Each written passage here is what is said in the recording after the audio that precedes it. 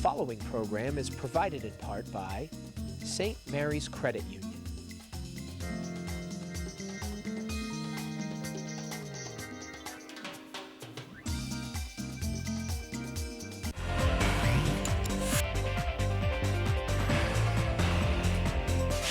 Coming up right now on this MTW News Update, auto repair shops are witnessing the effects of this economy firsthand. Are local shops cashing in as people are eager to fix and not to buy? We have that answer coming up. A Marlborough man arrested for carjacking, how he stole a minivan from a stranger on East Main Street. Plus, the need to upgrade the city's wastewater treatment plant is on the forefront. With the project estimated at $44 million, U.S. Congressman James McGovern is stepping in to help out. Those stories and more on this week's MTW News Update.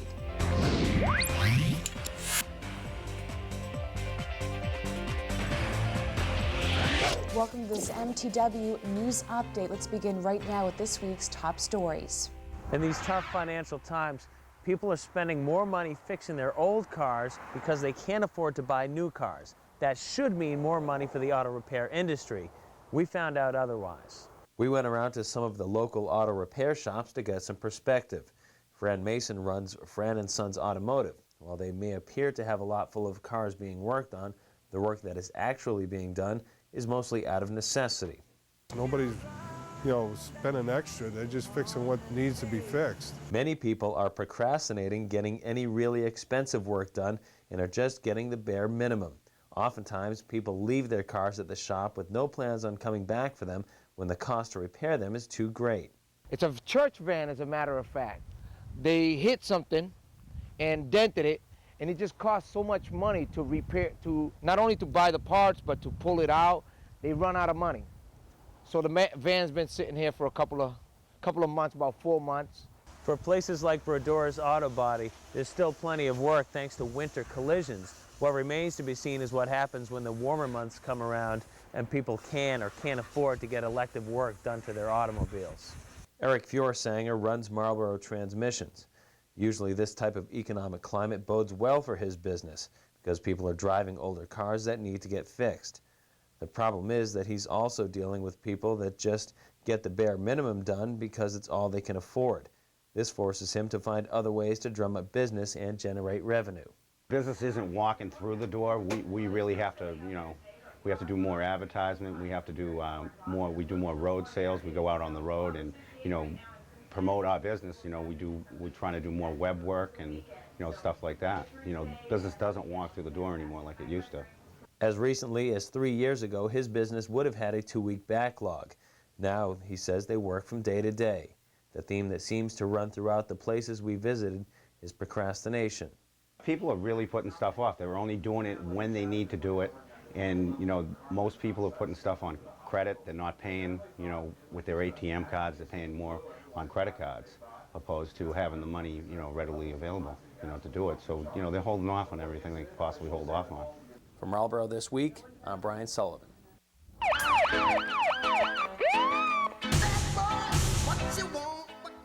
Police on Monday arrested a Marlborough man who they say stole a minivan from a stranger who had given him a ride. 32-year-old Keith Allen McNeil of 5 Lincoln Street allegedly approached a man in a van at an East Main Street apartment building and asked for a ride. After a confrontation with the victim, the driver left the vehicle and threatened to call the police. McNeil then drove away with the victim's vehicle to the Ocean State job lot where he abandoned the van. McNeil was later arrested at his home at 8 p.m. Monday night, charged with carjacking.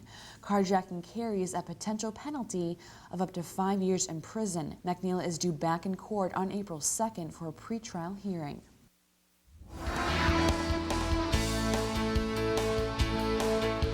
After this week's Urban Affairs Committee meeting, councilors are treading cautiously through drainage concerns at a proposed condominium development across from Lake Williams. The Gutierrez Company proposal calls for 60 condos in between the Holiday Inn and Dunkin' Donuts along Route 20. 2 previous Gutierrez Company projects have had issues with erosion control and flooding near sites. The developer is expected to come before the Urban Affairs Committee next Tuesday with a decision on the type of drainage system. The committee also discussed part of Gutierrez's special permit conditions and findings.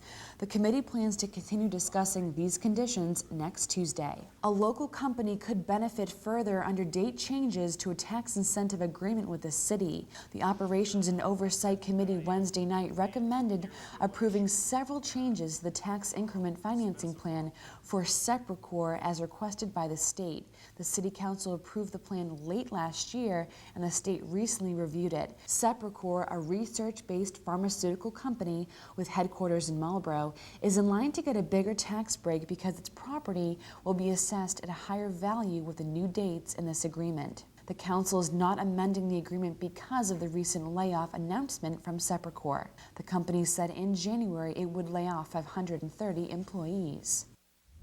U.S. Rep. James McGovern has secured $500,000 for Marlborough treatment upgrades in a spending bill recently approved by the House, which could be passed by the Senate this week.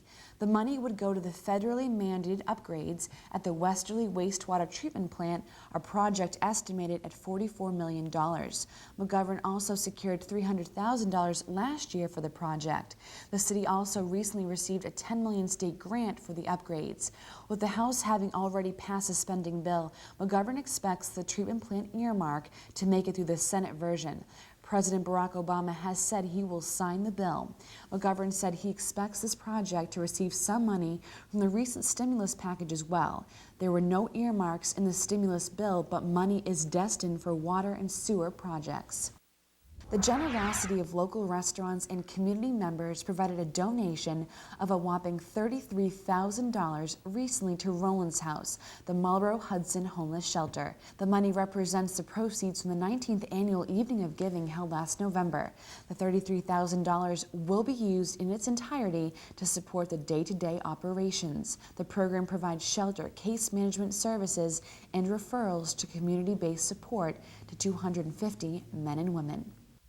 St. Mary's Rectory condominiums are nearly ready for business, and Mayor Nancy Stevens and other dignitaries have been invited to view the special new units in Marlborough's French Hill neighborhood next week. The St. Mary's Church property has been renovated and revitalized for all residents to enjoy. We will be taking a tour next week, and we will provide you with full coverage of the newly renovated condos for your viewing pleasure. If you'd like more information on this property, please call Lynn Gorka at 508-395-4685.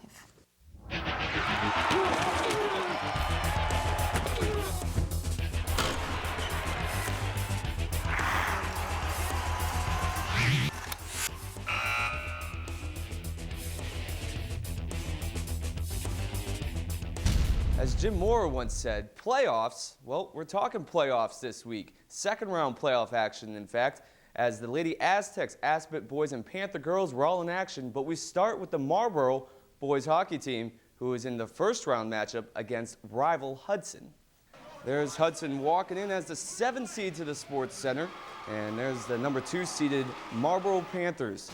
Should be a good game for the Panthers, who had 14 wins in the regular season, but early on mistakes cost them right there. A dumb penalty puts the Panthers down, man. They don't give up a goal on it, but again, mistakes were just kept this thing close all night. Here's a chance for R.J. Byrne coming up the outside wing, flying down the outside, trying to get a good shot on goal, can't. And then things like this happen. Looking through the glass there, his puck gets in the back of the net right off the face-off. Arbor Day, Andrew Arbor lights the lamp, and the Zombie Nation, they started on their own, those Hawks fans. Then it's more from the Hawks. Wicked wrister just off the corner of the crossbar in the post. No goal, but then saucered out of the zone. Down to R.J. Byrne, flying down the wing again. Again, can't get a good shot off. A nice save by the goalie there. This forces the Panthers to pull their goalie late in the third. Finally, some scoring chances. Right in front of the net, Butler a quick one-timer. Then through a screen, it's Byrne, kick save and a view by the Hawk goalie there. And that's going to do it. 1-0, your final. The Panthers fall to Hudson, concluding their season. What's up, John Butler? We got some chances, but we didn't get a lot of quality chances. You know what I mean? And I want to say special teams, but we didn't have a lot of chances, and when we did, we didn't get any chances on that. So it's just, when you come to games like this, it's going to be a one-goal game. You got to come. You got to create some opportunities. We didn't create enough opportunities. And they got one on a face-off. We lose a draw, and the guy doesn't pick up his man. Goalie doesn't see the puck, and it goes in. You know what I mean? That's what the game was going to be. A game of mistakes. We made a major mistake there, and the goalie wasn't Jeremy's fault. He was screened. The guy didn't take his man. Goal. We were off 14 days. They were off 14 days. Robin's off, Shrewsbury, we're all off 14 days, so there's no excuses. You come to play, if you can't get up for a game like this, you shouldn't be playing hockey. You should be playing, maybe play tennis or something like that. Nothing against tennis, but. Moving on to the girls basketball playoff action, since the boys wrapped up things sooner than expected last week. The second round action for the Panthers on the girls' side was a loss to Wachusett, although very close, 57-50. Riley finished with 24 points, while Bryant had 11. The Panthers finished at 14-8. Frank Frere's Lady Aztecs performed beyond expectations this season, and last Saturday night, they were one win away from their first ever visit to Central Mass semis at WPI. Standing in their way, the Iron of Sutton. There's those Lady Aztecs with the 4 seed taking on the 5 seed of Sutton. Aspet did score first, led 1-0, but then this happened. Sutton showed up, hitting threes from the outside, and according to assistant coach Dave McCarthy, the average height on this Sutton team is 5'11", as they were able to work the ball inside as well this game. And it was a bad night for Aspet to have a horrendous shooting performance. Soto, Kerrigan, Harpin, everybody just could not find the bottom of the barrel. Shooting 15% on this night, and Sutton just pulled away in the end, winning by 20 points, 52-32. Great season in all for the Lady Aztecs, 21-3. They sure can be proud of that one. The Aspet boys were still playing this week somehow. At 11-10, they headed into their game against Whitensville Christian, but 43 points not going to cut it. They fall to 11-11 and somehow advanced just as far as the girls did this year. Steve Parker finishes his senior season with a 13-point performance. That's it for the winter season, everyone. We'll have one final rewind looking back next week at all the things that happened this snowy winter season. But after that, it's all on to the intense tennis coverage. Sorry, John Butler, I was a tennis player in high school. We'll be banging that out like crazy come the spring. Have a good weekend, everybody. Well, that's going to do it for this edition of your MTW News Update. Thanks for joining us. We'll see you again next week.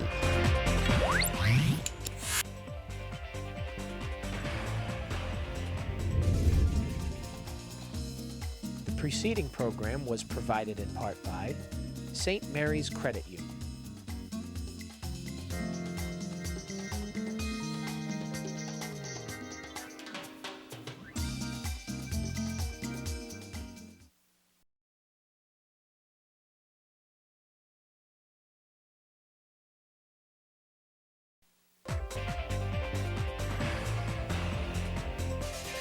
Coming up right now in Marlborough this week, an old church in the French Hill neighborhood receives a facelift and celebrates with an open house this past week. Our news team got a first-hand look at the progress. The state is reviewing millions of dollars in foreclosure assistance. How much money Marlborough is seeking is coming up. Plus, businesses of this community were praised at a recent recognition dinner. We have who hosted the event and who won the 2008 Business of the Year award. And later in this half hour, a group of softball players dreamt of warmer weather this past week at a local indoor sports facility. We have a full update on our local senior softball players. Those stories and more all in this week's show, which begins right now.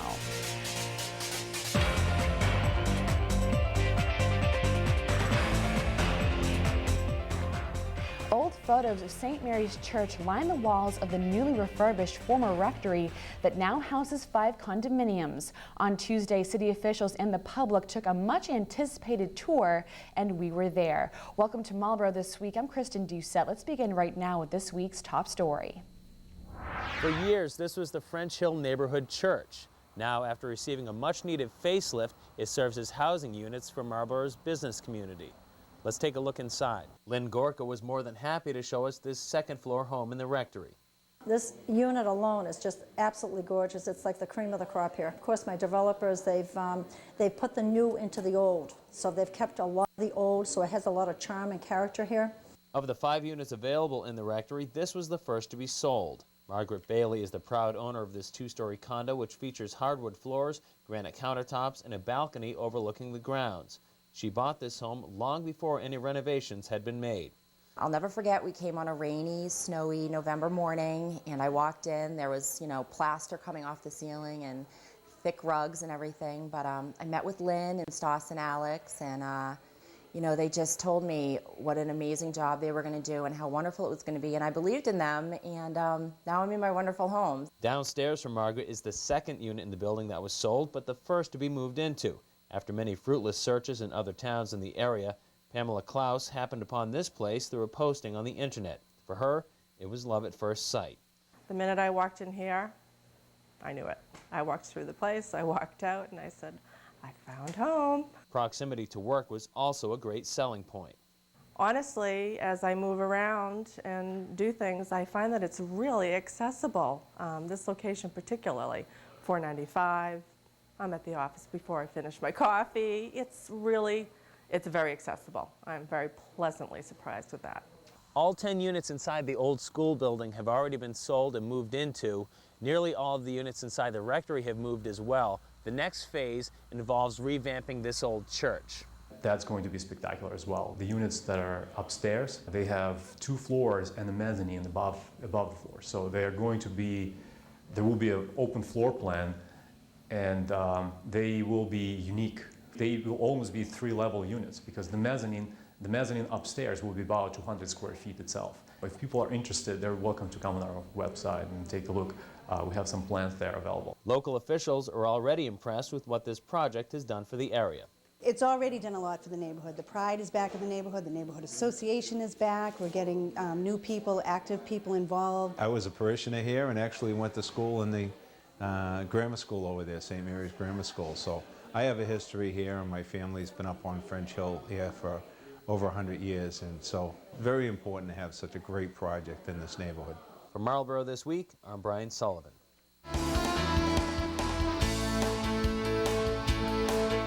The city is one step closer to getting a full-time city planner after the City Council Monday night referred the appointment of a candidate to the Personnel Committee. Mayor Nancy Stevens submitted for approval the appointment of Nancy Stack-Savoy to a 2-year term as city planner. The position would be part-time through July 1st, and then it would become full-time. Members of the planning board said in their meeting on Monday night they supported the hiring of a full-time planner. Next year's school calendar will include 2 extra early release days aimed at giving teachers more professional development time after Tuesday night's approval by the school committee. On those dates, October 21st and March 10th, students will be released from school at lunchtime. Superintendent Mary Carlson said teachers and staff will take part in development including test data analysis so teachers can learn how to better meet students' needs. Committee member Kathleen Roby said she was opposed to adding the half days because students in the early release forces parents to find childcare.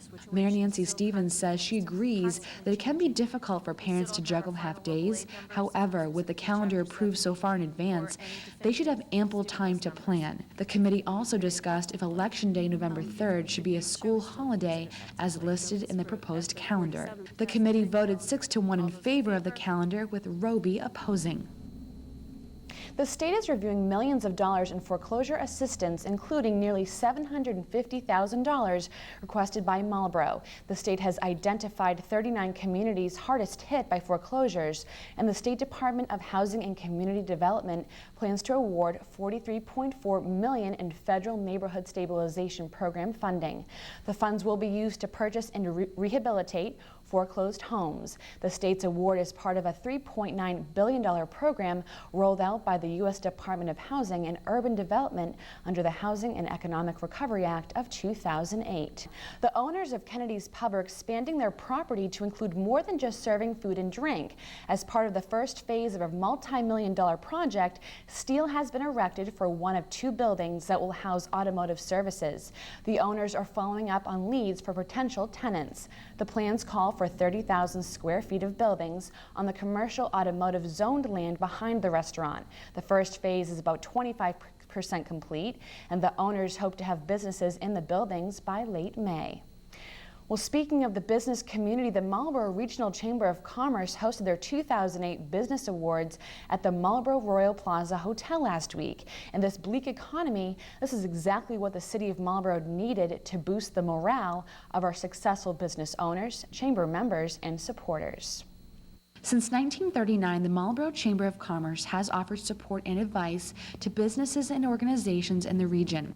As Marlborough's key business network, the Chamber promotes and encourages business trade, growth, and opportunity. To ensure that all business Chamber members understand how vital they are to the city, the Chamber holds annual Business Award recognition dinners. Despite the bleak economy, this year was no different, and the annual dinner took place last week. Several city officials were in attendance. Numerous individuals spoke concerning how difficult 2008 was, but highlighted the importance of the businesses that contribute so much to this community. In these tough economic times, I know that you're all struggling, as we are with the city, and I thank you for your commitment, your dedication, and your partnership to this community. Several awards were given. Small Business of the Year went to CPS Heating and Cooling. Business Person of the Year went to Karen Callahan for Adventures Online.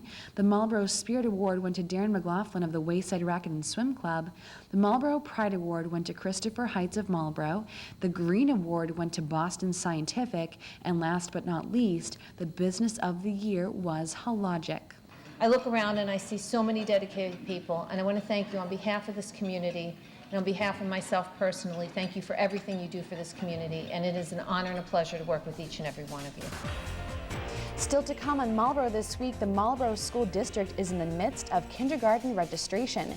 We have a message to all parents, but first, our students at the 4 to 7 school took part in a national event, how key members of this community helped in the effort to get all children to read.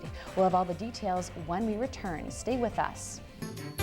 The Massachusetts One-Stop Career Centers, connecting workers and employers. For career services and resources, I can help with that. If it's about computers or internet job searches, those are my classes and they're free. Before you go on your job interview, I can help you prepare to do your best. For veterans, it's One Stop for services. For complete business services for employers, that's our team.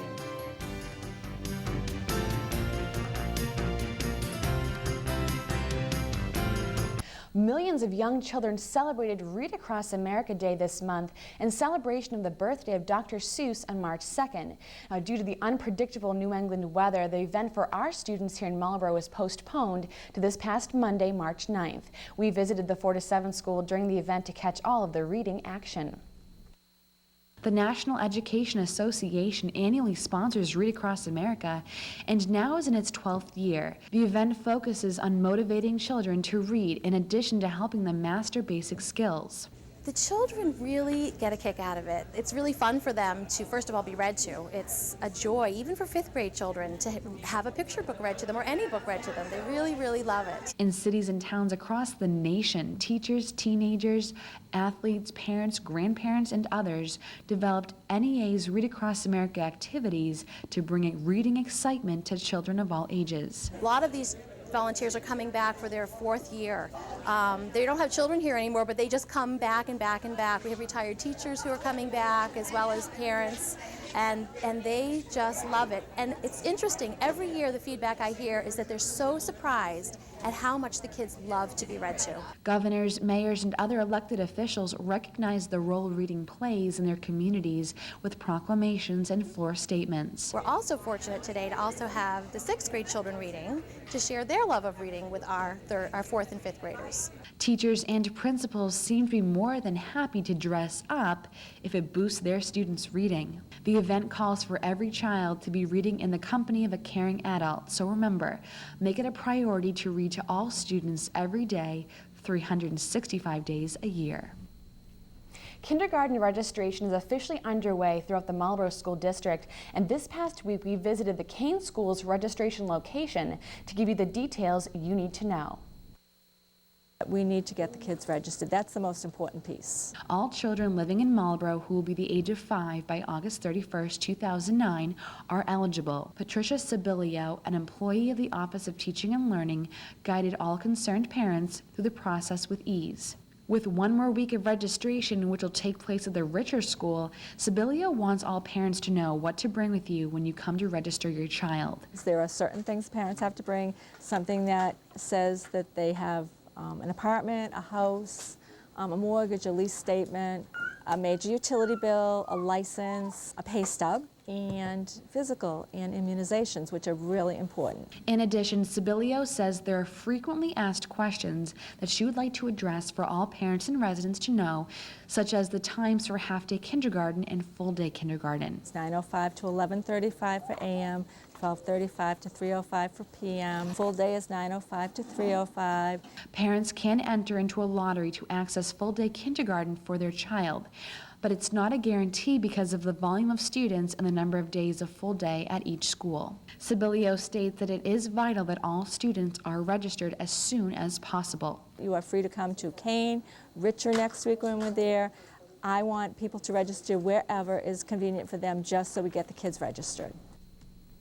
To continue with our schools, the staff at the 4 to 7 school would like to invite the community to take part in a family resource fair this month on March 21st, which promises to be a day filled with exciting activities and information for the whole family. The event is quickly approaching, so we interviewed the assistant principals at the 4 to 7 school to hear the details. Take a look. The 4 to 7 school has been very successful hosting tween workshops throughout this past year, focusing on the needs of preteens and addressing the stress of relationships, internet, and family communication. Tweens are children between the ages of 8 and 14. They're not quite teenagers, and they're not still children, and all of a sudden parents are sort of like looking at this stranger in their home and not knowing what to do with them. Pre-teenage girls and their parents were thrilled with the evening programs that they've been offered at the 4 to 7 school. Well, now the school is opening their doors on Saturday, March 21st with more events and more fun at a family resource fair. We're offering such a range of activities and choices, and it's a great day for parents to spend with their tweens and really get to know them and spend time and enjoy them and do something interesting and fun. Feel free to call the school and speak to the new principal, Dan Hannigan, or one of the terrific new assistant principals helping out with this event. The staff at the 4 to 7 school are thrilled with this opportunity and would be delighted to tell you more. You can reach them at 508-460-3502. From teen activities to senior projects, at Aspet Valley High School, senior students recently presented their senior project presentations to a panel of judges that included teachers and professionals in their selected trades. Last week at Aspet Valley High School, nerves were high as several students participated in this year's senior project presentations. Aspet Valley's senior project has been an annual event for over 7 years, and all seniors are required to participate, as it is a 3-credit graduation requirement. The project consists of 3 components: a research paper, a product or demonstration, and a presentation. From what we saw, all students were prepared and confident. Each project is worth 1/3 of the overall grade, and the product demonstrations and presentations must relate to the research completed for the paper portion of the project. Students present their products or do their demonstrations in front of a panel of 4 judges, many of whom are professionals in the trade on Senior Project Day. Aspet Valley faculty and staff will fill the remaining judge slots when necessary. There is a set rubric for both the product demonstrations and the presentations. 4 technical programs participated in a pilot program this year, which will be expanded to include all technical programs next year. From senior project to senior softball, the Marlborough Senior Softball Association is currently conducting registration for their 2009 season, and they are looking for players of all talent levels that just want to have fun. Inside a warm gym at the 4 Kicks 2 facility in Forest Street on Monday morning, a group of seniors practiced for their 2009 season. The team used to play at the 4 Kicks 2 facility in Norfolk, but thanks to the new one built right here in the city, they can all practice a little closer to home. The ceiling's high enough so we get some good line drives, and so it's almost like playing outdoors for real, except we don't keep score. We got a preview on the field on Monday morning to show you that these players still have what it takes to get a great game of softball rolling. We travel Connecticut, New Hampshire, Situate, Tewksbury, and we play a 42-game schedule, and we'll play all doubleheaders. Currently they have 2 teams, but they're looking to form a 3rd. The teams are looking for Marlborough players. The original intent was to have just a Marlborough-based team, but to keep the numbers up, we got to take out of towners. Though I like to make it almost totally Marlborough when you get enough players. The games are built around fun, so the competitiveness is kept at a minimum. We keep score, wins or losses, but we don't keep any standings, so there's no pressure to win. Players must be 55 and over for men and 45 and over for women. The only requirement for this group is your willingness to get out and give it a try, which Sarah says isn't always easy. They figure they can't do it. You know, who's got aches and pains? We all have aches and pains. You know, we're all playing with aches and pains, or who are you playing? For more information, please contact Fred at 774-249-0143. Still to come on Marlborough this week, your pet of the week. But first, a dental van visits the city to help those in need. Stay with us. We'll be right back. Because it's fun. For our health. For exercise. To save lives. As a physical educator, I'm committed to having my kids jump rope for heart because it's great exercise, it keeps them healthy and fit, and it gives them the coordination they need to be active throughout their lifetime. Right, kids? Yeah! Parents and teachers, if you want to join the hundreds of Massachusetts schools already jumping rope for heart, call or log on today to learn more. Welcome back to Marlborough this week. Thanks to a grant by Boston Scientific, seniors at the Council on Aging on Main Street received the dental care they deserve. A dental van packed full of volunteers were ready with open arms last Friday morning to evaluate senior patients one by one. It's very difficult for people to make ends meet, and us being able to reach out to them and provide this service, I think it could make a world of difference. In an effort to address the Commonwealth's dental access problem, the Massachusetts Dental Society Foundation acquired a mobile dental van through a grant from Procter & Gamble. The mobile access to care van travels to communities throughout Massachusetts, targeting areas with the greatest poverty needs, and provides free screenings and comprehensive care to children. We have treated almost 3,000 children in the state of Massachusetts, which equates to about $750,000 worth of free dental care. The Massachusetts Dental Society Foundation's mobile access to care van administered free dental exams last week to residents outside the Council on Aging. We are here at the Senior Center in Marlborough today. The reason being is we have a pilot program that we just started at the beginning of this year, where we will be going to a senior center 1 or 2 days a month through the remainder of this year. Services included oral cancer screenings, diagnostic exams, x-rays, and emergency fillings. Residents even received a gift after receiving their medical care. In addition to providing dental services, the MAC van gives income-eligible children a dental home, something many children in the area need. What we do is we bring them onto the dental van, we do an analysis, and we put together treatment plans for them. And then, if we can, we'll do some restorative work, sealants, cleanings, and fluoride varnishes. And then the ultimate goal is to find them a dental home within their community. The MAC van staff also provide oral health education to children and adults throughout the state. They just want someone to be able to look at their dental needs, identify different things, and give them some direction. And you know, that's what we do. Volunteer dentists, hygienists, assistants, and students are the key to the MAC van's success. Because volunteers give a little bit of their time, the van is able to give thousands of children and adults and even seniors a reason to smile. It's rewarding. I walk away smiling all the time.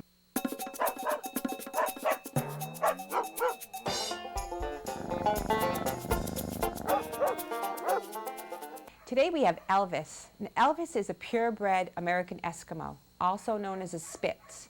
And Elvis is like a lot of American Eskimo dogs. He's very loyal to his family, but maybe cautious with strangers. He was brought here because he didn't get along well with the new baby in the house, and so he would do best in an adult home. He's about 5.5 to 6 years old, and he's up to date on all his vaccinations, and he's been seen by a veterinarian, and he is ready to be adopted.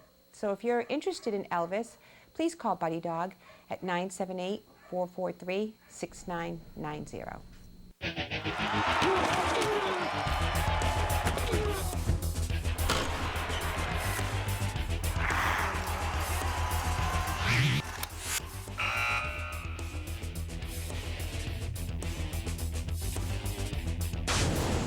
Hey Hey there, sports fans. It sure was a great winter sports season here in the city of Marlborough. And one team in particular, the girls basketball program over at Aspet Valley, had a tremendous season. So let's take a look back and fire up this bad boy. Well, wait a minute there, Carl. I'm the head coach of the Lady Aztecs. Why don't I get to push that button? Frank Ferrer, girls basketball coach, just jumping on the set. I don't know where you came from, but anyway, I'm sure your team had a great year. We had a fabulous year. We won 21 games, most wins in the history of Lady Aztec basketball at Aspet.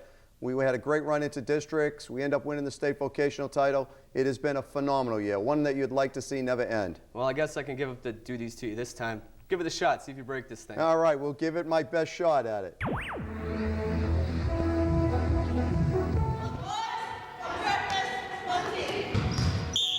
After a Colonial League co-championship in 2007-2008, this season was supposed to be different for the Lady Aztecs.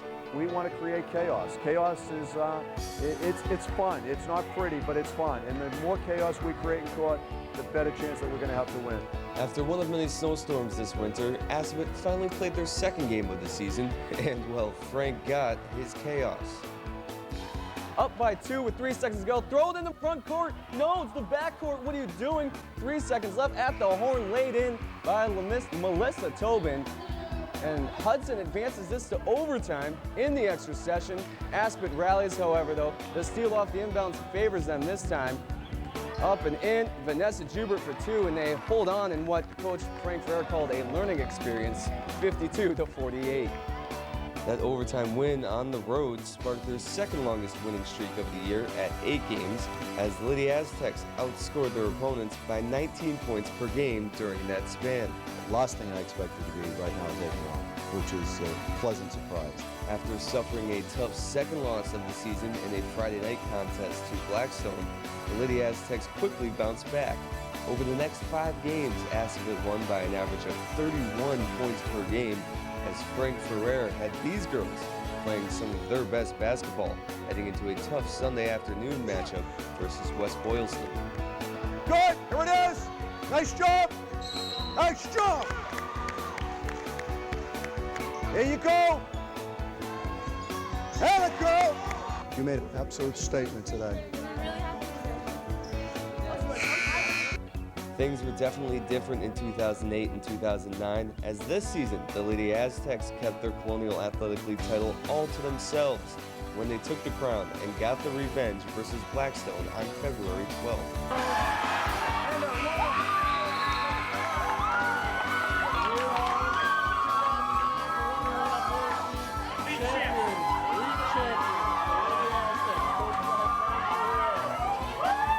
Now, a Cal League title is nice and all, but it's not time to throw the towel in just yet. There's one more thing these girls would like to achieve. An appearance in the Central Mass Division III semifinals, a place the Lady Aztecs had never been. In order to get that far, well, first up was a first-round matchup versus Lunenburg. Seniors take over in big games, and there she is, Jackie Perry, getting the hoop and the harm. She's jacked up. This tremendous win, moving on to Saturday night. This is an incredible win. I can't even describe what this win means. This team was the lowest seed only because of win-loss, but this team has played a giant, heavy schedule, and I will tell you, this was a game that we had to play our best to win. After the biggest win in school history was probably the toughest loss on a Saturday night when the Lady Aztecs only shot 15%. Sutton's size was too much in the second round, ending an incredible journey at 21 wins and 3 losses.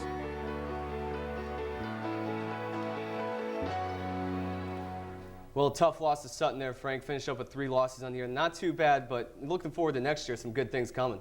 Yeah, absolutely. We think we got a young team. In fact, I thought that we went a little further this year than I really thought that we were going to get to.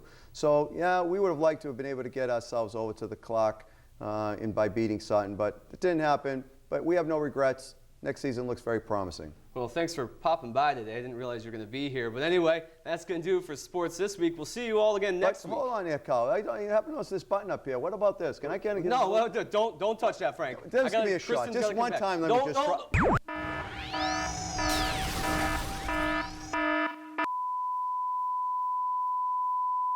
Every 2 seconds, someone in America needs blood. Nearly 5 million Americans will need a life-saving blood transfusion this year alone. Every blood donation can save up to 3 lives. While many people know about the chronic shortage in the blood supply across the country, very few people are doing anything about it. We need your help. Giving blood is easy. It only takes about an hour of your time. Be a hero. Be a blood donor. Help us save a life.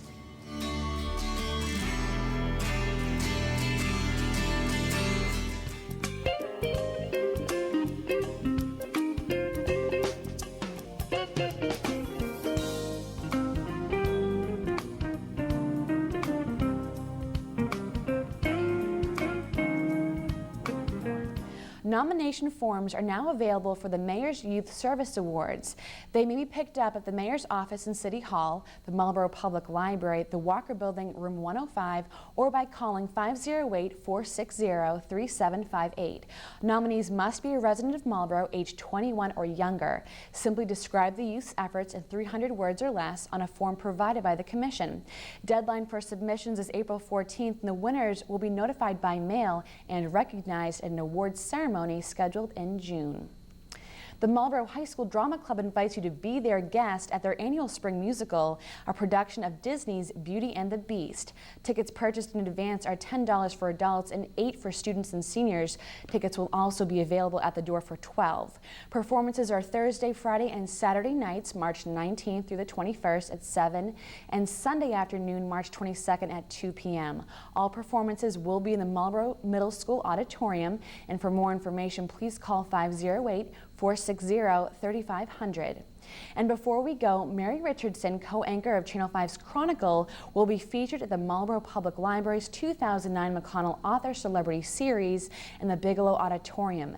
The event will take place this Wednesday, March 18th at noon. It's free and all are welcome to attend.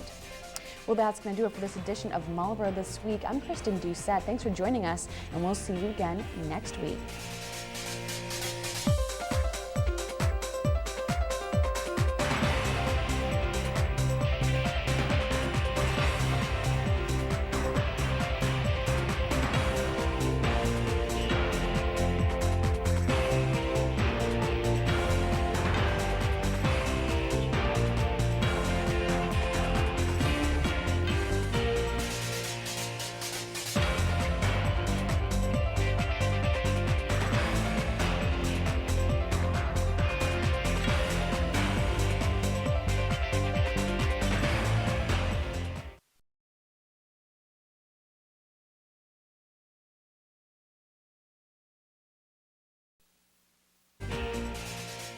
Coming up right now on Marlborough This Week, months after a big storm, a big mess still needs to be picked up.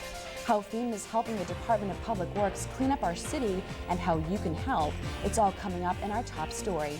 Firefighters used oxygen to revive 2 cats that were overcome by smoke in a fire that damaged a single-family home on Tuesday. We have exclusive footage you'll only see right here. Plus, Chronicle's co-anchor Mary Richardson made an appearance at the Marlborough Public Library on Wednesday afternoon. We have a secret to all faithful Chronicle watchers that you won't want to miss. And later in this half hour, the 4 to 7 school receives a much-needed grant to upgrade their recess equipment. How one 5th grade class took it upon themselves to make it all happen. Those stories and more on this week's show, which begins right now.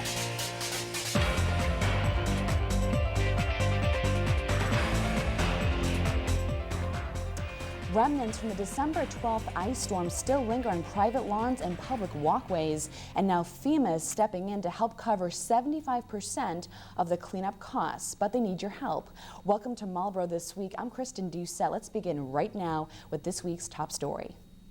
The city will be collecting fallen tree limbs and branches from the December 12th ice storm with some help from the federal government. Mayor Nancy Stevens announced on Monday at a press conference at City Hall that the Federal Emergency Management Agency has reassessed damage in Marlborough and will cover cleanup costs. Middlesex County was originally not included in a disaster declaration in the wake of the destructive ice storm that wreaked havoc across the state. However, last month, FEMA reassessed the damage and notified the city that it is now part of a disaster area. What this means is fallen branches and tree limbs resulting from the storm will be collected from private properties, including single-family, two-family, and three-family homes. The Department of Public Works Commissioner Ron Lafreniere said the city will be reimbursed for picking up and disposing of tree branches, a cost likely to exceed $100,000. The city has already been reimbursed $60,000 for sand and salt used during the storm. Debris will be taken to either Galone Park or Concord Road or to the old landfill on Hudson Street. Only tree debris associated with the December 12th event are eligible for this collection. City employees will do all the collection work during regular work hours. Some residents had contacted the city in December and January asking if debris would be picked up. Now, at that time, the answer was no. Since that time, some residents have already paid for private pickup before the Middlesex County was included in the disaster designation. Debris will be picked up according to a trash pickup schedule. However, pickup days are not specified, so residents need to have the debris placed in front of their properties toward the street at the beginning of the specified week, preferably a week earlier. The schedule for pickup is as follows. Those who have trash pickup on Monday will have debris collected Monday, March 30th through Friday, April 3rd. Tuesday pickup will be Monday, April 6th through Friday, April 10th. Wednesday pickup will be Monday, April 13th through Friday, April 17th. Thursday pickup will be Tuesday, April 21st through Friday, April 24th. Friday pickup will be Monday, April 27th through Friday, May 1st. Crews will collect debris at individual homes one time only along a particular route. They will not return a second time, even if debris is placed later in that scheduled week. Residents with questions may call Christopher White at 508-624-6910, extension 7601.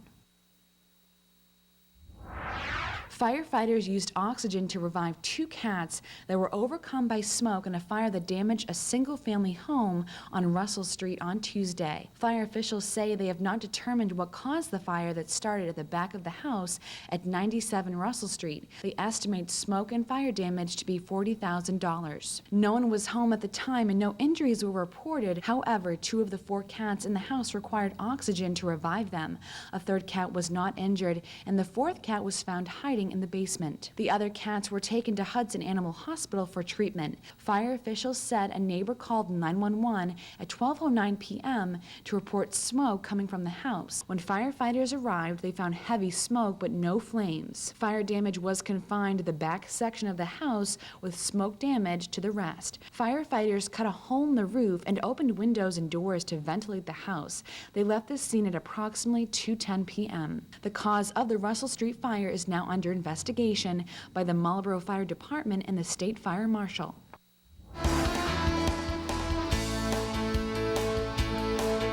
A police department grant could return thousands of dollars to the city, officials said at Monday night's Finance Committee meeting. The police department recently received a $69,000 grant from the state's Executive Office of Public Safety and Security. Police Chief Mark Leonard said the department would most likely use the grant for dispatcher salaries. The grant also covers replacement chairs in the dispatcher center, projected at a few $1,000s, and the minimal cost of an air purifier. The Finance Committee recommended approving the grant 3-0, with Councilors Michael Ossing and Donald Landers absent.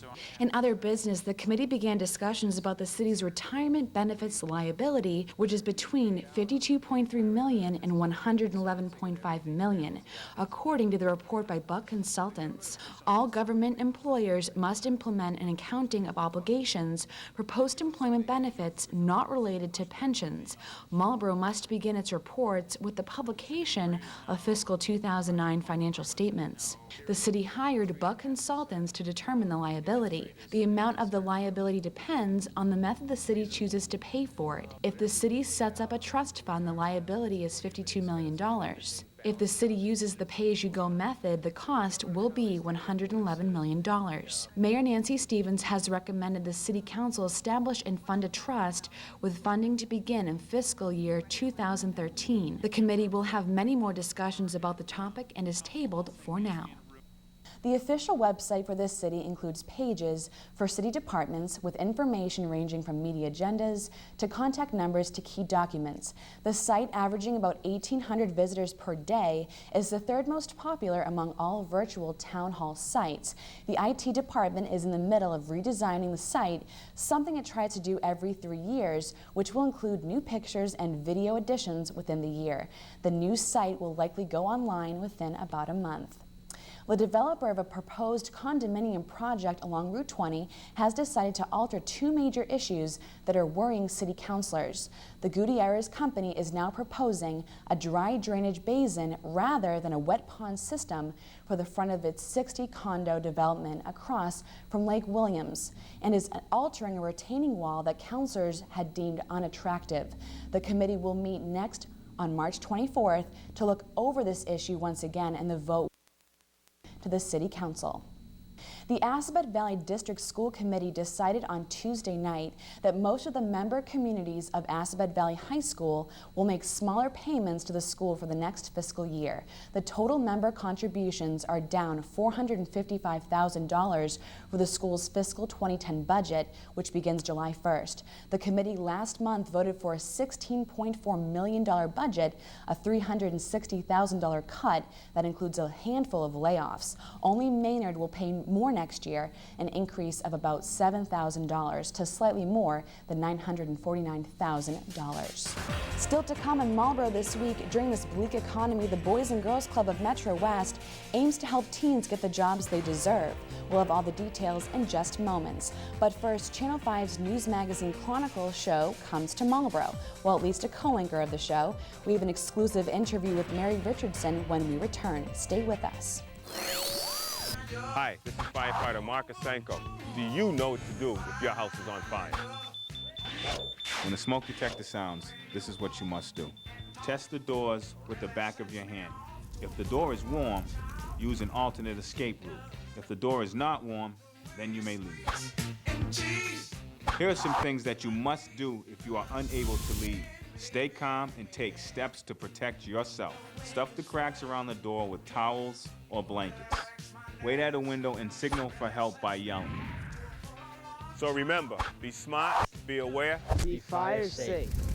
Welcome back to Marlborough this week. The Marlborough Public Library presented the second program in a series of 4 of the 2009 McConnell Arthur Celebrity Series, which is in its 39th year. Wednesday's event featured Mary Richardson, co-anchor of Channel 5's news magazine Chronicle. Richardson took a few moments to speak with our news team. This is really meaningful to be able to come out and find out what some of our viewers out here have to say.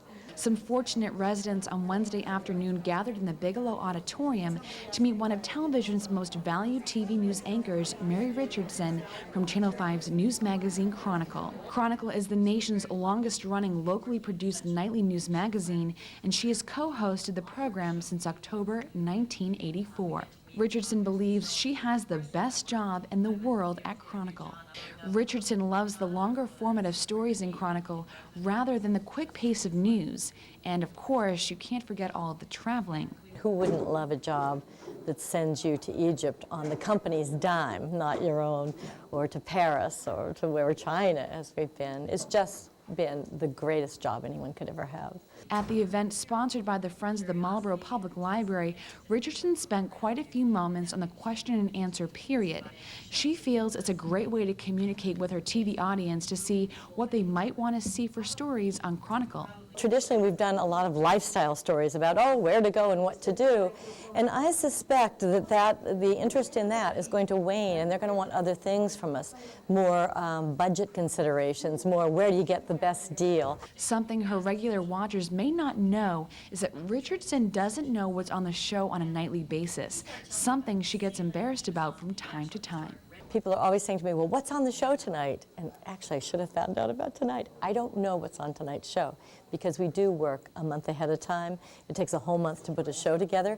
By the time that show gets on the air, we don't even know what date it's airing usually. And as far as the future of television news, Richardson does admit the country would be at a loss without coverage of the stories that people really care about, the local vision. I just don't think you can compare a little paragraph on the internet to a full-blown news story, whether in a paper or on TV. Richardson came to New England in 1978 to become the first female in Boston to co-anchor an 11 o'clock newscast. She quickly established herself as one of Boston's most popular local television personalities. In addition to this great series, this Monday, March 23rd, the Marlborough Historical Society is offering a meet and greet with Marlborough's local authors. The event will take place at 7 p.m. in the Bigelow Auditorium at the library, which is located at 35 Main Street. This is a special opportunity to meet and learn about writers who have called Marlborough home. Moving on to the Boys and Girls Club of Metro West, the organization will be hosting its annual Teen Job Fair in a couple of weeks, so we sent news reporter Brian Sullivan to see how things are shaping up for this year's event, despite a very grim economy. In spite of the tough economy, the Boys and Girls Club of Metro West still plans to have jobs to offer kids at this year's 7th annual Teen Job Fair. We caught up with Fran Hurley, the president of the Boys and Girls Club of Metro West here in Marlborough. He remains optimistic regardless of some difficult months leading up till now. Some foundations that might have entertained new requests from us or other organizations are now really just funding their existing recipients. So that's been a challenge for us as well. But we really have been very fortunate for our solid corporate partners and the United Way of Tri-County, that's a great supporter of the club, that they've continued their strong support of our organization. While state funding has been reduced by more than 50%, Hurley is hopeful that some elements of the recently passed stimulus package could help certain programs the club has to offer. One element is a provision for a summer jobs component to help with the summer camp staffing. Meanwhile, support from the local community is still of major importance. It's kind of a change where you're looking at other businesses where their number of customers are going down in some cases. In the Boys and Girls Club case, our number of customers is going up because we have more kids to serve. So it's equally as important that we have the support of the community. Brent DeBraga is the club's Teen Center coordinator. It's his job to get the kids interested in going to the job fair to soak in the whole experience. We try to get them to do as much networking as possible, because the main approach of the job fair isn't necessarily getting them jobs. That's like the ideally goal, you know. If we get 60 kids jobs, great. But if all of them come and they get a great experience and they understand what it's like to go to a job fair, what it's like to talk to 25 employees in one night, that's going to be a skill that will last them a long time. With an average of 200 kids arriving for the fair each year, DeBraga feels the success of the program speaks for itself. A lot of kids tell me that this is where they come for their summer job. They come to the gym because they know that we're going to have 25 employers and they're probably going to get a job. While the job fair happens just once a year, the Future Skills Institute here at the club offers its services year-round. Akeem Koshero is the partnership director here at Future Skills. His demographic includes kids between the ages of 16 and 24 that are out of school and in need of direction. Here, the kids get the chance to hone their skills in the interview process with workshops that include proper attire and a computer lab for them to work on their resumes. In only its third year, this program has seen some big numbers from a segment of the population that had no place to go prior to now. So the response has been great in terms of them coming here and seeking our help because they recognize FSI as a center that understands them. This year's job fair will be held in the gymnasium at the Boys and Girls Club of Metro West on April 2nd. For Marlborough This Week, I'm Brian Sullivan. One lucky but hardworking class at the 4-7 school was awarded a $1,000 grant from the United Way to purchase equipment for their recess sessions each day. The class has purchased various items such as basketballs, footballs, jump ropes, and much more to liven up their everyday recess activities. We visited the class on Wednesday to see how they like their new equipment and to see what exactly went into attaining this grant money. It's time to play as the students of Trish O'Malley's 5th grade class at the 4-7 school just earned a major recess upgrade thanks to a grant from the United Way. But it didn't come easy. This grant was provided by the United Way and Youth Venture, an organization that inspires and invests in teams of young people to start and lead their own social ventures in their community. Youth Venture believes that youth can see the problems in the community and that they can make the changes and become change makers. And we want them to see these problems, fix them, and to develop skills to become future social entrepreneurs. Aiming to fulfill a community learning service project, Trish O'Malley's 5th grade grade class all participated in this youth venture by coming up with an action plan, a proposal, and a budget to acquire new recess equipment. They had to really think critically, they had to work cooperatively, they had to research different stores, the prices of different equipment, they had to really investigate and research and also be economical and work with numbers. When it was all said and done, students had to present their plan and findings to a panel of judges. 5 standout students accomplished their goal of attaining new recess equipment to enhance their recess time for their class and the whole school. Each student who participated now feels more confident and good about themselves about what they've been able to accomplish for their school. It helped me become a bigger leader because I got to stand in front of crowds and speak out loud and help me with my speaking skills and presentation skills. This year I was newly accepted to advanced math, so I thought it really helped me practice my new skills I have been learning. It gave me an opportunity to study more my reading skills, my writing skills, and my speaking skills. I showed my classmates that I'm a leader, and I'm proud of myself. Max Shepard, the classroom's tech guru, seemed particularly pleased with how this project came to fruition and what it means to do a good thing for his community. I'm helping the entire community and the entire school, and everybody's gonna love it, and it's fun. It's fun to help other people. Continuing with active children and teens, sobering new medical findings show that heart problems can strike even young children on the playing field, and many of these young victims have no previous history of heart problems. The key, therefore, is early detection, and that's why Heart Screen America teamed up with Marlborough Junior Women's Club to bring affordable heart screenings to the children of this community last week. Now, you might be thinking, what is a heart screening and what can it detect? We took our cameras to the experts at Marlborough Hospital to find out exactly what an EKG is. In light of the Junior Women's Club and Heart Screen America's efforts this past week, Dr. Eric Nelson, a cardiologist at Marlborough Hospital, took a time out to explain the importance of heart screening for all of you at home. An electrocardiogram, or EKG, is a simple, painless test that records the heart's electrical activity. It tells us things like if there's been old damage. It tells us there's a new heart attack or new damage going on.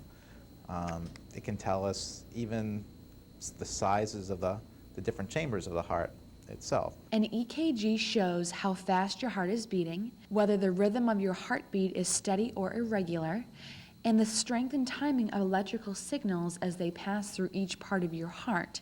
There are certain things we look for on an EKG to try to predict events later on, especially heart rhythms. There's certain things we can look for to potentially thwart something bad, especially in terms of heart rhythm later on. This test is used to detect and evaluate many heart problems, such as heart attack, arrhythmia, and heart failure. EKG results also can suggest other disorders that affect heart function. If someone's having problems with their heart, let's say they're feeling palpitations or they just feel something wrong or having chest pain, that's usually the best time to get an EKG, because that's when you're hoping to detect something. In addition, an EKG can be used to check the health of the heart when other diseases or conditions are present, such as high blood pressure, high cholesterol, or a family history of early heart disease. If an EKG shows something abnormal, it may prompt further studies. It might prompt an echocardiogram, which is an ultrasound of the heart, to look for those structural abnormalities, because that's more of a direct way to look at the heart. Still to come in Marlborough this week, spring is here, and we have this city's first sign of spring, plus. Later in sports, we'll look across the border and learn about Canada's second national pastime. And no, it's not lumberjacking. Because it's fun. For our health. For exercise. To save lives. As a physical educator, I'm committed to having my kids jump rope for heart because it's great exercise, it keeps them healthy and fit, and it gives them the coordination they need to be active throughout their lifetime. Right, kids? Yeah! Parents and teachers, if you want to join the hundreds of Massachusetts schools already jumping rope for heart, call or log on today to learn more. Friday was finally the first day of spring, and after a treacherous winter and an ice storm that goes down in the history books, residents finally started shedding some winter layers, with Wednesday's weather entering into the 60s. In addition to open car windows and seeing some residents in shorts, we did manage to find a very traditional first sign of spring: crocuses sprouting. We found these beautiful flowers not too far from our Main Street studios for all of you to enjoy, but we'd like to see some more. If you have any pictures of the first signs of spring, we'd like to see them. Just email your photos to news@WMCT-TV.com and we'll put them on the show for all of you to enjoy at home.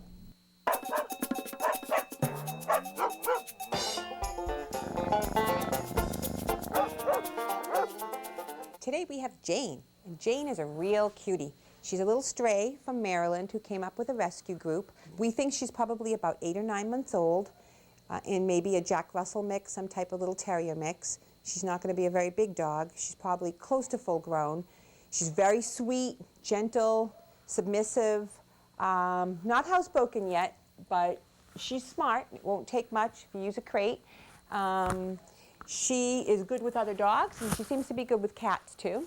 And if you're interested in Jane, please call us at Buddy Dog. The number is 978-443-6990.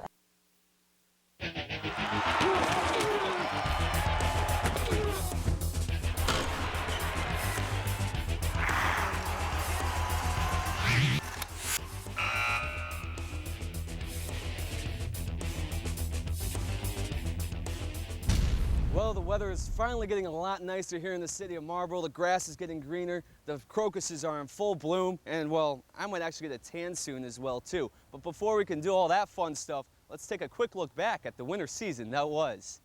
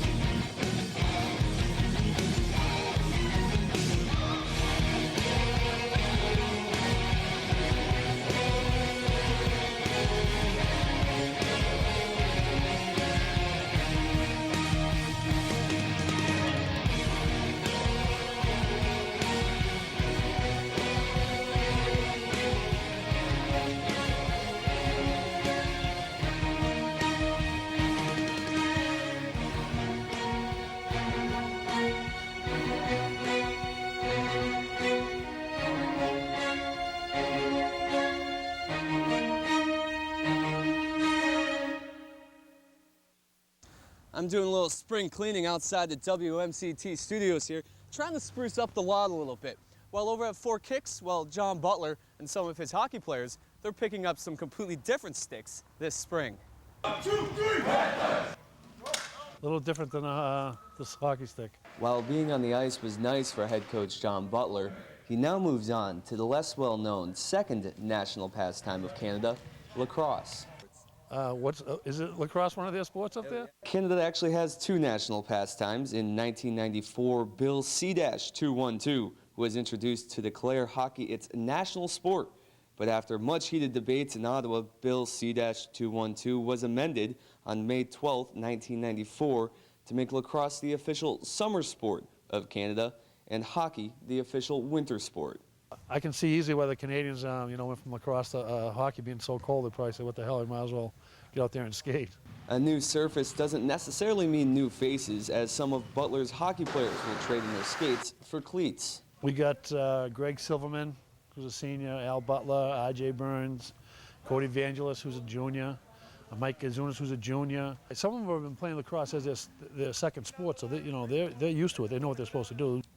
As for the style of play you'll see outdoors this spring, it won't be much different than what you saw indoors on the ice. The three things I asked the guys from the get-go was 100% effort, get in great shape, and to be physical and want the ball. You know, the kids are very excited and they're listening and they're doing everything they're told, so we're off to a good start. Well, that's going to do it for sports this week. Next week, we'll take a look back at a forgotten sport over at Assabet Valley High School. Until then, we'll see you around the city. Thanks, Carl. Coming up, our newly elected State Senator Jamie Aldridge wants to hear from you, when and where he'll be holding office hours. But first, a look at your 5-day forecast. Stay with us. We'll be right back. The Massachusetts One-Stop Career Centers, connecting workers and employers. For career services and resources, I can help with that. If it's about computers or internet job searches, those are my classes and they're free. Before you go on your job interview, I can help you prepare to do your best. For veterans, it's One Stop for services. For complete business services for employers, that's our team.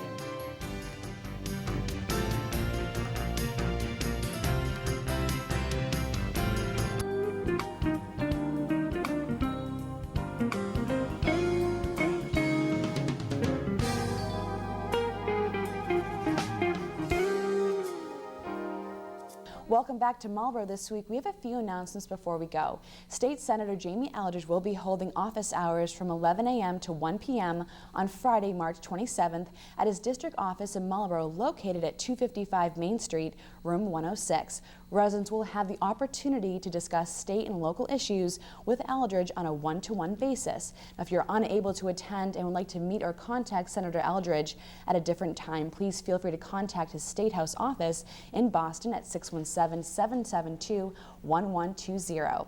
Residents and businesses will get a chance to go green with the city's Project Clean Sweep this year, which is happening on Saturday, May 2nd at 9 a.m. to noon. Volunteers will pick up litter and sweep sand off sidewalks to help make this community a better place to live. For more information, please contact the DPW at 508-624-6910. The rain date is Sunday, May 3rd from noon to 3. And before we go, Marlborough Hospital will be conducting free diabetes risk screenings as part of the 21st Annual Diabetes Alert Day on Tuesday, March 24th from 11:30 a.m. to 1:30 p.m. on the ground floor of the hospital near the cafeteria. Nearly 6 million Americans have diabetes but are unaware they actually have the disease, and another 57 million Americans have prediabetes, placing them at increased risk for developing type 2 diabetes. For more information, please call Marlborough Hospital and ask for Corinne Hetzler at 508-486-5430. Well, that's going to do it for this edition of Marlborough This Week. I'm Kristen Doucette. We'll see you again next week.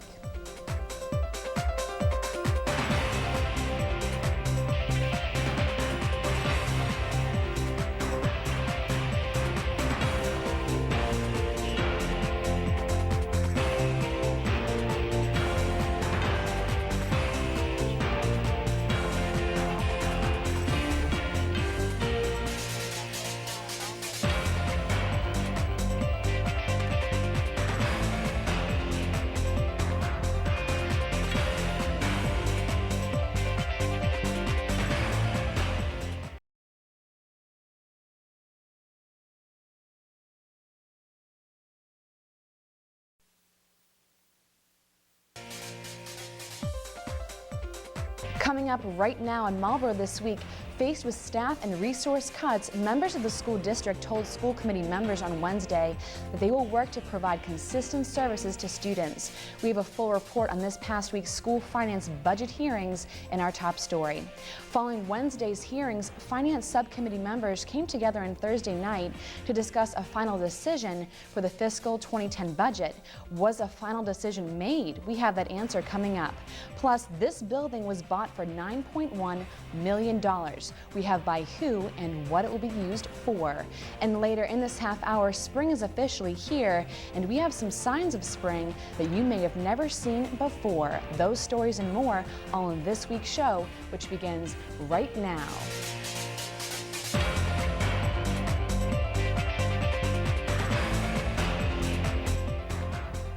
Welcome to Marlborough This Week. I'm Kristen Doucette. Fiscal year 2010 budget hearings began this week for the Marlborough School District.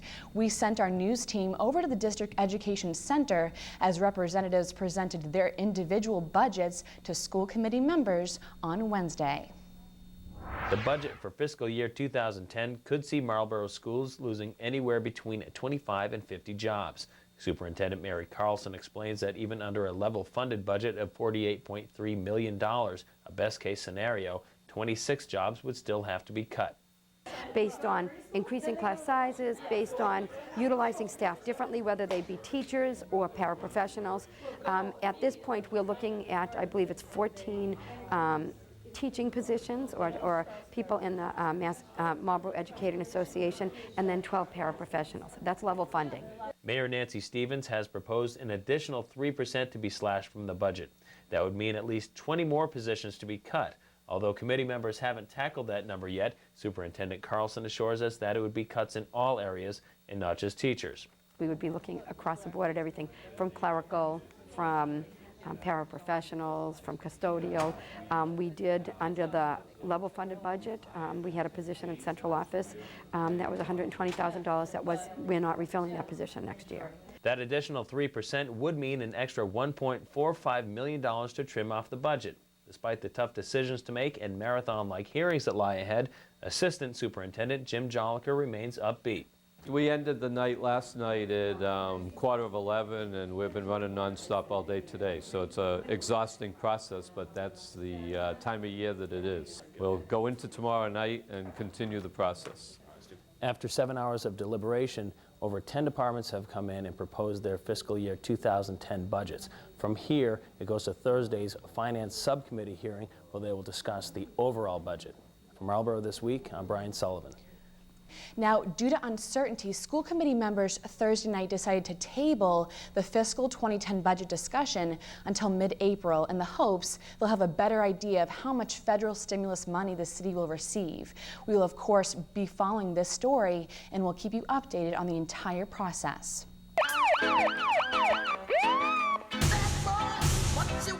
A Marlborough man was arrested early Wednesday morning on his third drunken driving offense.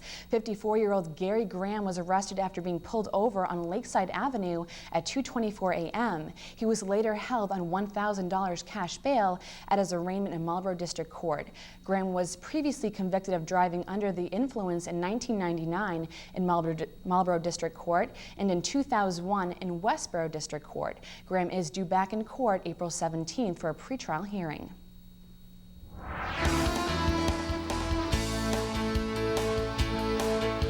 The City Council on Monday night decided to take the discussion about the personnel director's job to the state. In a tight vote, the council decided to ask the Attorney General's office to clarify the state's law on making temporary appointments. Following advice from City Solicitor Don Ryder, Mayor Nancy Stevens appointed Karen Kisty to a second 60-day term earlier this month. Stevens has also re-advertised the job. The committee will likely wait for a response from the Attorney General's office before holding a meeting. Kisty has been the acting personnel director since early January. While the mayor Monday night at the Personnel Committee meeting called the hiring of a city planner opportunistic, councilors expressed skepticism with taking on another employee at a financially difficult time. Stevens has recommended Nancy Savoy for the city planner's job. Stevens told the Personnel Committee Savoy could help the city bring in more grant money. Savoy worked as a city planner in Brockton from 1985 to 2008 until her job was eliminated. Stevens stated that the city could fund the position through technical assistant grant funding and site plan review fees. Ward 6 Councilor Edward Clancy, the committee chairman, requested a breakdown of funding for the position for the next meeting. The committee tabled the matter. The online course program Virtual High School at Assabet Valley High School received high marks at last week's school committee meeting. 15 students are involved with Virtual High School program, filling the budgeted slots. The school plans to add more seats next year. Courses range from American popular music to oceanography. This past week, city officials announced that a Chinese education company has purchased a lock-drive building to help students from China transition to American colleges. Cernet Education Development Company of Beijing purchased the 280 lock-drive building on February 27th for nearly $9.1 million. Cernet plans to bring 40 to 80 students from China to the building by September. The facility will employ about 30 people this year, a number that should increase as the building's uses increase. Employees could include teachers, administrators, and security. State and city officials, educators, and a Chinese delegation met Friday at the facility to discuss things. The building at 417 South Street has been under construction for about a year and a half. The goal for the 145,000 square foot structure is an industrial flex building or an industrial building with office space. At the present time, drivers along Route 85 in the area can see the large frame of the building with a blue waterproof covering over it. No tenants have signed on to move into the building when it's complete. Masonry work should start at the building within the next few weeks and run for about 10 weeks. Still to come on Marlborough this week, Marlborough Hospital joined the nation on Tuesday in an effort to spread awareness about diabetes. But first, a Hollywood-inspired book fair has students enjoying to read while raising money for a great cause. Stay with us, we'll have that story when we return. We now interrupt programming for this live breaking news. Here is Marlborough This Week anchor, Kristen Doucette. Hello. We have just learned that due to the tough economy, all funding for Marlborough Access Television has been cut. There is no light at the end of the tunnel, and experts say that M8 will never get that money back. Yeah, sorry about that, but we needed to get your attention. And now that we have it, we want to invite you down to our offices at 91 Main Street for a new members open house. This is your chance to find out all about how you can make your own show or just learn how to use the equipment to help others make their own show. Come on, Marlborough, this is your chance. Join us at the new members open house on Wednesday, April 15th at 7 p.m. For more information, call us at 508-481-1373 or email Access Supervisor Kelly McLaughlin.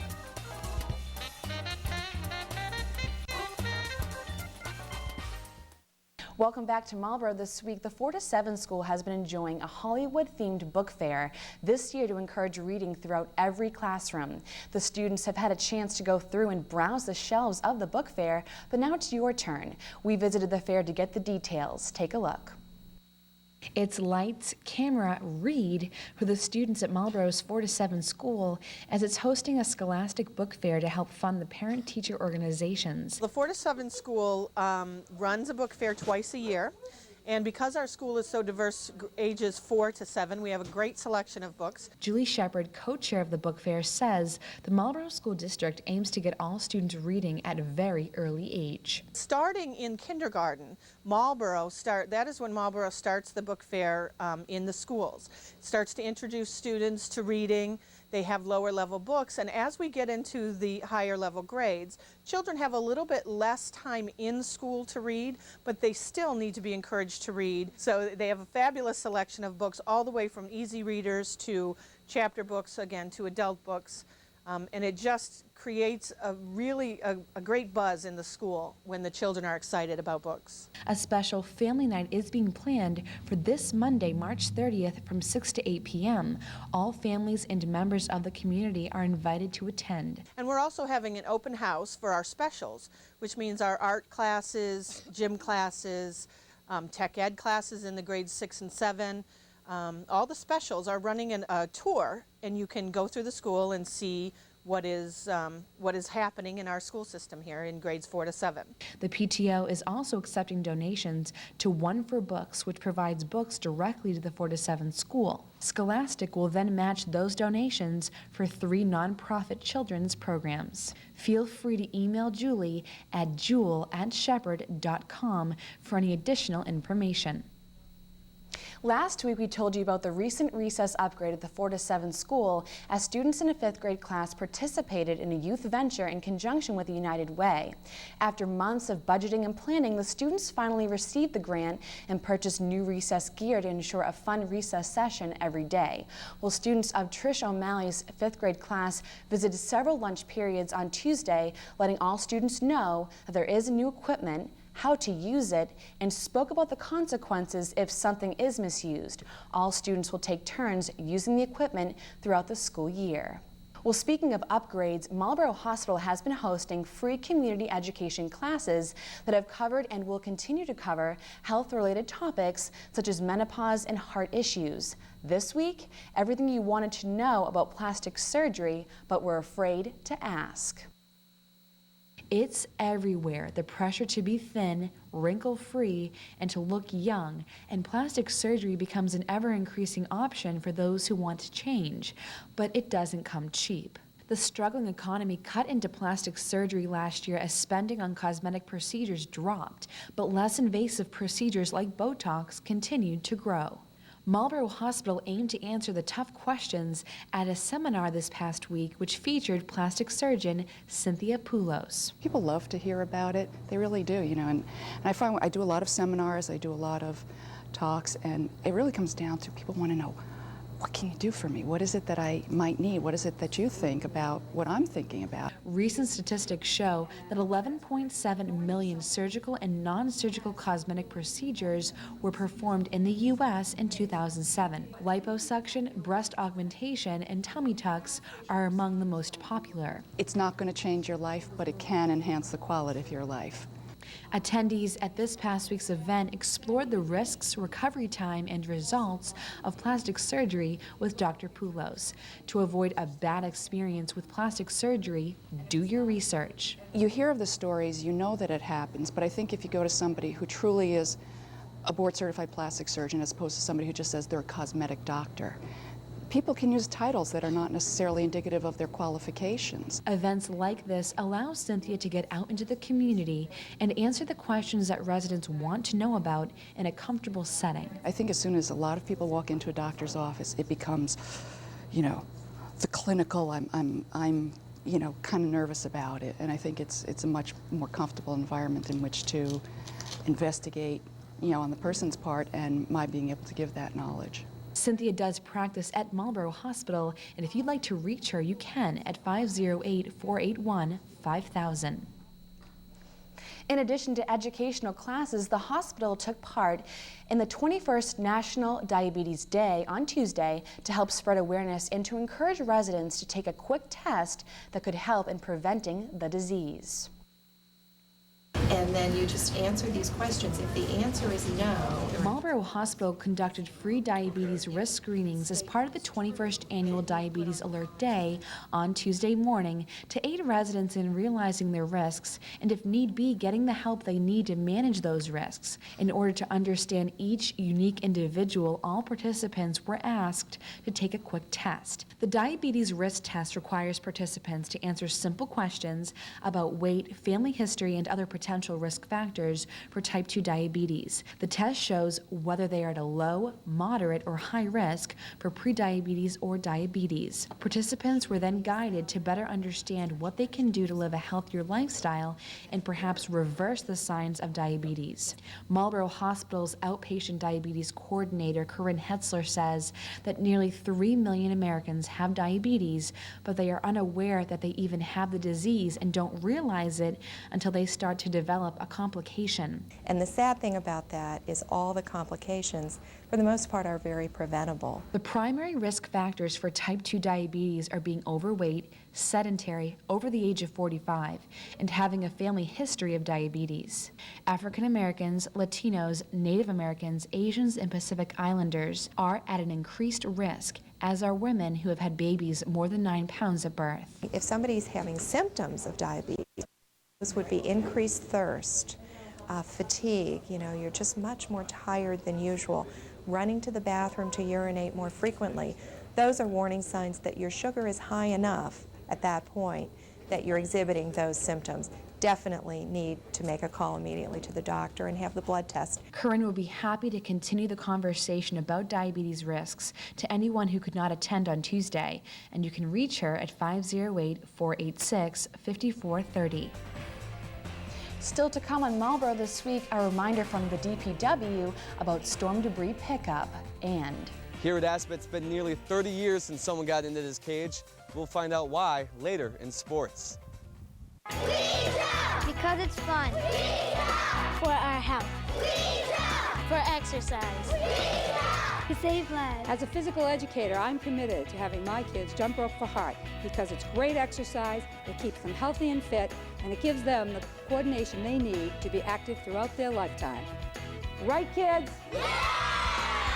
Parents and teachers, if you want to join the hundreds of Massachusetts schools already jumping rope for heart, call or log on today to learn more. welcome back to Marlborough this week, months after the December 12th ice storm. A big mess still needs to be picked up, and now the Federal Emergency Management Agency is stepping in to help the Department of Public Works clean up our city, but they need your help. Cleanup begins next week. Here are the details you need to know. The city will be collecting fallen tree limbs and branches from the December 12th ice storm with